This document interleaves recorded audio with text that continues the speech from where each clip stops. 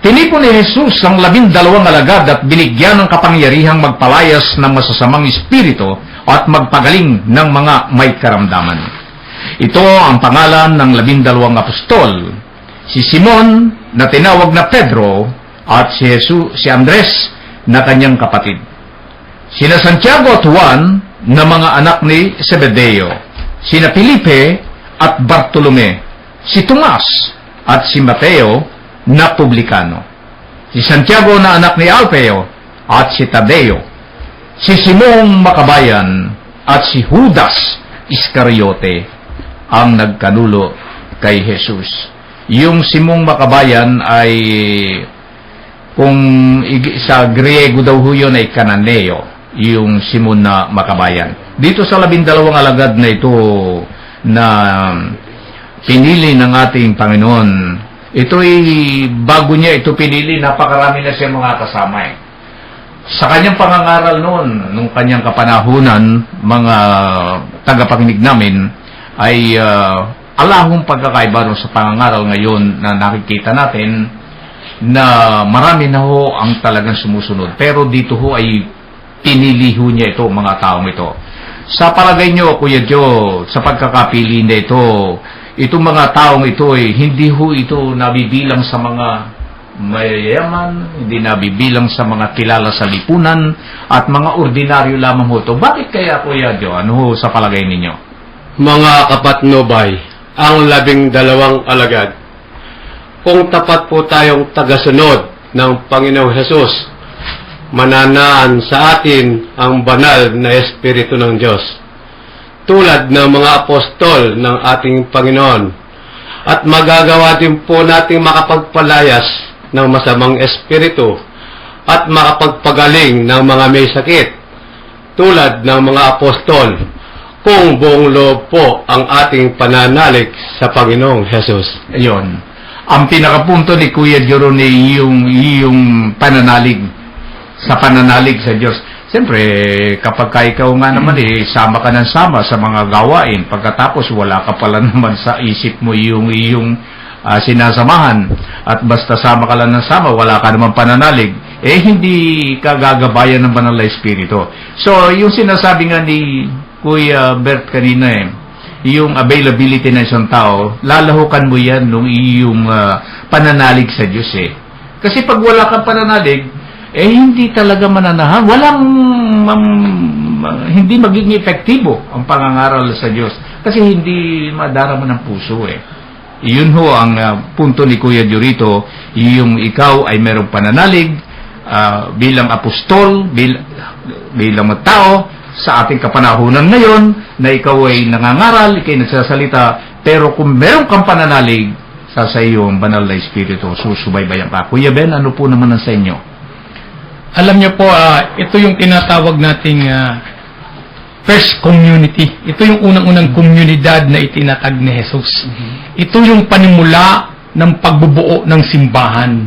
Ito ang hindi napapansin ng karamihan, sapagkat ang simula po nga natin doon sa 12 tribes of Israel, nagtayo din si Jesus ng 12. Yung 12 tribes of Israel, community yan ginawa yung mga komunidad na nagsama-sama ang mga tribo-tribo ng 12. Si Jesus, mayroon din 12 na ginawa niyang first community. Ito ang kauna-unahang community na kung saan binigyan niya ng kapangyarihan.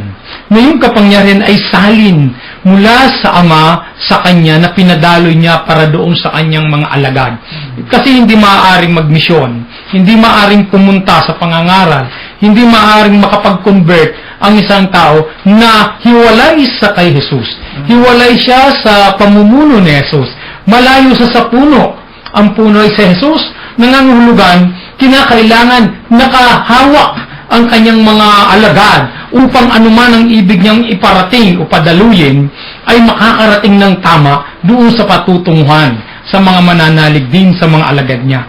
Kaya ito pong community, marami sa atin kasi hindi na nalalaman kung ano yung pagsama lang sa isang komunidad. Hindi nila alam na sa sandali na nakabuo kayo ng isang community, laging si Jesus ay nasa kalagitnaan ninyo. Kaya nga sabi ni Jesus, kung man may 2 o higit pa na nag-uusap sa kanyang pangalan, naroon siya. That laging komunidad ang approach ni Jesus. Laging pangkalahatan. Sa pagbubuo ng simbahan, ito isa ring kabuuan, isa ring komunidad ang kailangan magbuo ng simbahan. Marami kasi pong hindi nakakaunawa na ang simbahan ay hindi lang po basta yung building. Simbahan ay tatak lamang na nakikita natin. Pero ang kabuuan ng simbahan, ito yung binuo ni Jesus, binuong komunidad ni Jesus, binigyan ng kapangyarihan, binigyan ng pagkakataon na may kaugnayan sa Diyos at sa tao. Sila ang daluyan ng lahat ng bagay na biyaya na patungo doon sa mga may sakit, patungo doon sa mga nangangailangan, patungo sa may hirap, at patungo doon sa mga taong kulang ang pananampalataya. Itong 12, kung titingnan po natin, hindi basta kinukuha ni Jesus doon sa mayroon doon sa mayroong mga tinatawag nating kayamanan. Sapagkat kapag may kayamanan, kung magkaminsan, mahirap maglingkod sa Kanya. Alam ni Jesus to Alam ng Diyos. Sapagkat mahahati ang kanilang atensyon sa pag-iingat ng yaman kaysa doon sa paglilingkod ng tama sa Diyos. Kaya nga po mayroong mga nagsasabi na kapag ikaw ay nag-iwan ng iyong kayamanan dahilan sa paglilingkod sa ating Panginoon, napakalaking bagay ito sapagkat ang pinili mo ang Diyos kaysa sa kayamanan dito sa mundo. Ang mga pinili ni Jesus sala sa lahat ng bagay. Maging si Mateo, kala natin, si Mateo hindi lamang salat sa bagay-bagay dahil siya ay pinupulaan Kapula-pula si Mateo. Dahil nung araw, pag tax collector ka, kapula-pula ka. Kahit naman ngayon, yung mga nasa customs at BIR, kapuna-puna yan, pinupuna nila. Pero si Jesus hindi siya nagpili ng mga tao lang na walang pagpula. Lahat ito halos mayroong sinasasabi ang community. Pero pinakita ni Jesus ang kanyang pag-ibig at pagmamahal ay hindi pumipili, hindi nagtatangi. Basta kung ninanais niya na kunin ka sa iyong community at magkakaroon ka ng tinatawag na misyon para sa Kanya, ibibigay sa iyo ng Diyos ang Kanyang bendisyon at ang biyayang yan padadaluyin sa iyo. Amen. Yan po ang paliwanag naman ng ating kasama si Kuya Ben. Dito mo sa Kuya Bert sa mga apostol na ito na pinili ng ating Panginoon ang iba po rito ay nakilala. Nakilala, iba rito, at ang iba naman ay silence lamang. Hindi ganong na nagkaroon ng pangalan. Pero sa ngayon ho, kung ikukumpara natin sa mga pinipili din ng mga manggagawa, ng mga lumalabas ngayon, meron ding nakikilala, meron ding silence. Pero dito ho nakita natin na itong mga tao na ito na galing doon sa mga mabababang hanap buhay nila. Ay ngayon kalimitan ngayon na kinukuha, yung may mga pangalan na kinukuha nila. Ano bang pagkakakumpara noon at saka ngayon, Kuya Ber? Alam mo, ako yung katulad ng tanong mo, kasi ang kaisipan ng Diyos, hindi kaisipan ng tao. Amen.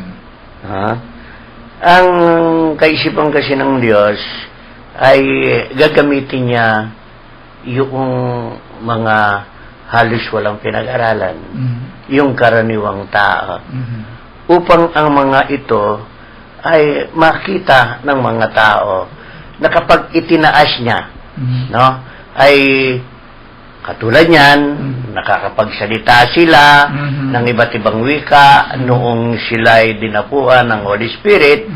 Kaya nagtataka sila sinasabi nga nila, di ba sila ay mga Galilean? Diba? So, yun ang mga pinagtataka nila. Pero, Kuya Min, ang pinaka number 1 dito gusto kong ipunto ay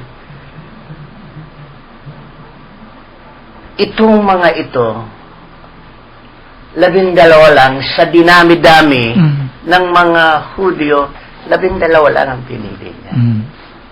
So, ibig sabihin, kahit yung iba gusto, pero hindi pinili ng Diyos. Maraming tagasunod sa Kanya pero 12 lang ang Kanyang pinili.